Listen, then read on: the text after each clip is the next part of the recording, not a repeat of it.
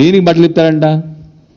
అంత షోక్ ఉంటే బయట పోయి ఎక్కడైనా బట్టలు ఇప్పేవాళ్ళని చూసుకోవాలంటే చూసుకోమని చెప్పాను. ఇక్కడ రావడం ఎందుకు, మరి దానికి తెలంగాణ భవన్ రావడం ఎందుకు?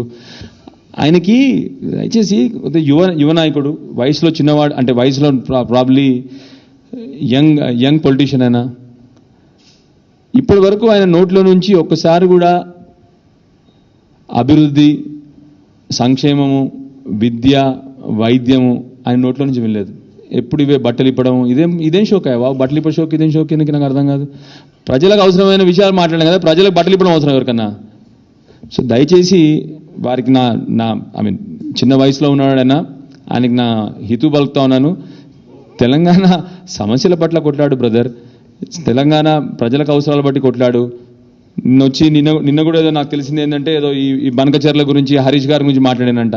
నీకు బనకచర్ల స్పెల్లింగ్ కూడా తెలియదు, నీకు తెలియదు, నీకు ఏం తెలుసు అని చెప్పి నీకు మాట్లాడుతున్నావు బనకచర్ల గురించి.